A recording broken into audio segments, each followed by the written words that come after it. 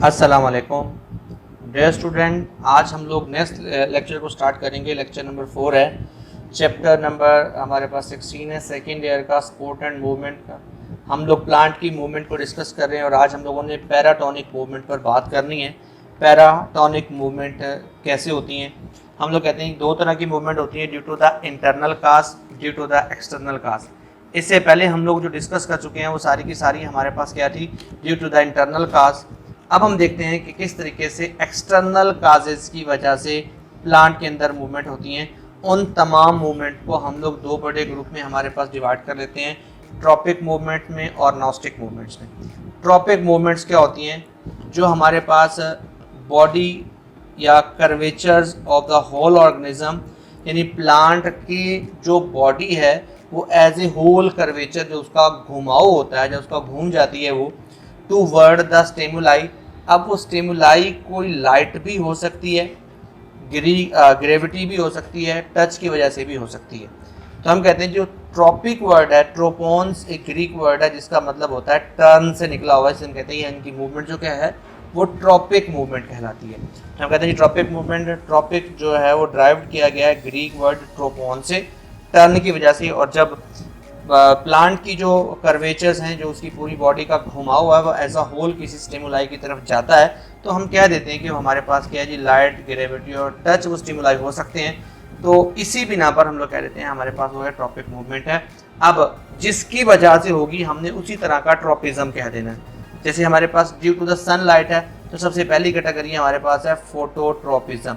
It is the movement of part of plant in respond to किसकी, stimulus of light, यानी light की stimulus में जब वो ग्रो करता है टूवर्ड द लाइट, तो हम कहते हैं हमारे पास उसकी डिफरेंशियल ग्रोथ जो भी है, यानी उसके पार्ट्स की जो उसकी शूट्स हैं या उसका ऊपर का जो बॉडी का पार्ट्स है या उसका रूट्स हैं, ये सारी अगर मूवमेंट करती हैं टूवर्ड द लाइट, तो हम कह देते हैं फोटो लाइट की वजह से ट्रॉपिक मूवमेंट, उसकी बॉडी पोस्टीरियर में घुमाओ, हम कहते हैं ट्रॉपिक मूवमेंट है, यानी हमारे पास फोटोट्रोपिज्म कहलाएगी इस तरीके से। नेक्स्ट हमारे पास है थिग्मोट्रोपिज्म। अब जहरी बात है कि ये एक तरह का टच स्टिमुलाई है, थिग्मो होता है टच हमारे पास है, हम कह देते हैं it is the movement of respond to stimulus of touch, यानी स्टिमुलस ऑफ टच की वजह से जो मूवमेंट होगी आप उसे कह देंगे वो आपके पास क्या है, एक तरह का थिग्मोट्रोपिज्म है जी। जैसे हमारे पास है जी जो वाइन्स होती हैं, वाइन्स हमारे पास क्या कहते हैं, बेलों को।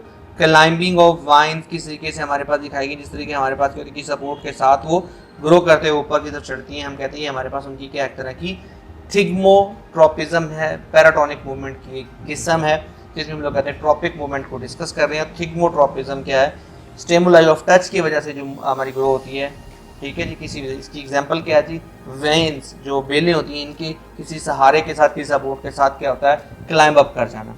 When they come in the contact with the some solid object, the growth on the opposite side of the contact increase, ठीक है जी। ऑटोमेटिकली इसका ये साइड ये है तो इसके अगेंस्ट यहाँ पर हमारे पास क्या है, ग्रो ऑटोमेटिकली बढ़ती जा रही है दूसरी साइड पर, तो हम कह देते हैं ये हमारे पास क्या है जी, जो इसकी increase and tendrils coils around the support, और ये टर्नल्स जो होते हैं इसके साथ क्या होता रहता है, वो ग्रो इसके साथ क्या होता है, सपोर्ट करता रहता है। नेक्स्ट हमारे पास है कीमोट्रोपिक। अब केमिकल मैसेंजर के अगेंस्ट, किसी खास किस्म के केमिकल के होने की वजह से किसी भी चीज़ की जो मूवमेंट होती है उसे कहते हैं कीमोट्रोपिज्म।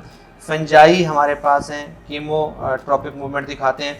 इस तरह से बहुत सारे प्लांट हैं जो ख़ास केमिकल की मूवमेंट है, ये हम कहते हैं ये पोलिनेशन की मूवमेंट जो है वो एंथर से स्टिग्मा की तरफ मूवमेंट भी एक तरह का केमिकल मैसेज होता है, और इसे हम लोग कहते हैं हमारे पास due to the chemical movement होती है प्लांट के अंदर, तो हम क्या देते हैं ये हमारे पास क्या है, एक तरह का क्या है, कीमोट्रोपिक मूवमेंट है।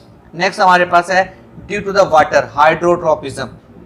इसमें भी प्लांट का पूरा जो कर्वेचर है वो ड्यू टू द वाटर क्या करेगा, मूव करेगा। यहाँ देखेंगे कि हमारे पास प्लांट डायरेक्ट ज़्यादा मूवमेंट कर रहा है ग्रो की अपनी रूट्स की, लेकिन यहाँ पर जो प्लांट है वो ड्यू टू द वाटर क्या है उस तरह मूवमेंट करता है, तो हम कहते हैं हमारे पास इस तरह की हाइड्रोट्रोपिज्म है।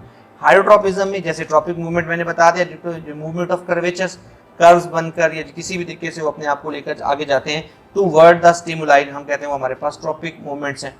हम कहते हैं movement of plant in response to stimulus of water, क्योंकि हाइड्रो है तो वाटर का स्टिमुलस होना बहुत जरूरी है, तो hydrotropism. Growth of roots toward the water is due to the positive hydrotropism and growth of shoot away from the water is the negative hydrotropism. तो ये ऑब्जेक्टिव में भी पूछ लेते हैं कि कौन सा पॉजिटिव है और कौन सा नेगेटिव है, ये हमारे पास एज अ होल इसको लिखा है। तो हमारे पास क्या जी लास्ट में हमारे पास क्या जी जियोट्रोपिज्म है। अब जियोट्रोपिज्म के due to the gravity of the earth, यानी ग्रेविटी ऑफ अर्थ की वजह से हम कहते हैं हमारे पास है प्लांट जो रिस्पॉन्ड करते हैं, इसमें क्या जी यहाँ पर जमीन की ग्रेविटी इस पर अफेक्ट कर रही है और प्लांट ग्रेविटी के अगेंस्ट अपवर्ड मूव कर रहा है, तो हम कहते हैं ये हमारे पास इस तरह का इसका जियोट्रोपिज्म है नेगेटिव। लेकिन इसकी जो रूट्स हैं वो कहाँ मूव कर रही है, टू वर्ड द अर्थ काम कर रही है, तो हम कहते हैं ये हमारे पास क्या है पॉजिटिव जियोट्रोपिज्म है। तो जियोट्रोपिज्म एक्चुअली ग्रेविटी के अंदर जो प्लांट्स की मूवमेंट होती है उसे कहते हैं हमारे पास क्या जियोट्रोपिज्म है। तो ये हमारे पास डिफरेंट डायग्राम्स का ओवरलुक है किस तरीके से है। उसके बाद हमारे पैराटोनिक मूवमेंट की दूसरी बड़ी हिस्से हैं जिन्हें हम नास्टिक मूवमेंट्स कहते हैं। हम कहते हैं नॉन डायरेक्शनल मूवमेंट्स, यानी हम कहते हैं वो डायरेक्शनल थी, यहाँ वो डायरेक्शनल नहीं होती है। उसमें जैसे फूल का खिलना बंद होना, लाइट इंटेंसिटी के ऊपर लाइट के हिसाब से ग्रोथ का ऊपर नीचे कम या ज़्यादा होना, ये सारी नास्टिक मूवमेंट्स हैं। तो हम इन नास्टिक मूवमेंट्स को जो कि नॉन डायरेक्शनल होती हैं इनको टू टाइप्स में डिवाइड करते हैं, नाइट्रिक नास्टिक और हेप्टोनास्टिक। अब नाइट्रिक नास्टिक हमारे पास क्या जी, nitric nastic movement is shown by the organ in response to external stimuli leading to differential growth, there are due to the trigger and growth change, यानी growth change और trigger की वजह से होती है। इनमें हमारे पास है फोटोनास्टिक। अब principal stimulus of photoperiods यानी lower open and close due to the light हमारे पास है जी। लाइट इंटेंसिटी की वजह से प्लांट के अंदर जो भी मूवमेंट है उनके ओपन और क्लोज होना को हम कह देते हैं हमारे पास ये फूल का खिलना या बंद होना भी हम कह सकते हैं। इसमें हम स्टोमेटा का क्लोज होना बंद होना भी कह सकते हैं। ये हमारे पास एक तरह की फोटोनेस्टिक मूवमेंट है। थर्मोनेस्टिक है टेम्परेचर की वजह से।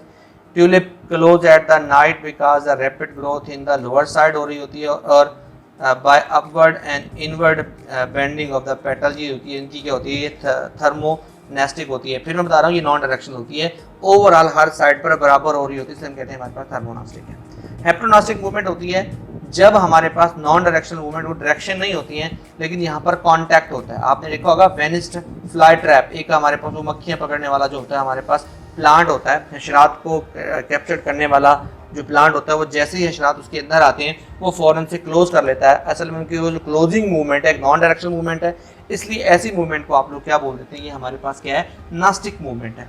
इंपॉर्टेंट लॉन्ग क्वेश्चन है, MCQs भी यहाँ से बहुत सारे आते हैं और शॉर्ट क्वेश्चन भी बहुत सारे इसमें से बनते हैं। तो तमाम स्टूडेंट इसको अच्छी तरह से हमारे पास याद करना है। तो ये लेक्चर यही ख़त्म होता है। नेक्स्ट लेक्चर के लिए मिलते हैं नेक्स्ट इंशाल्लाह, तब तक के लिए जो है वो अल्लाह हाफ़िज़।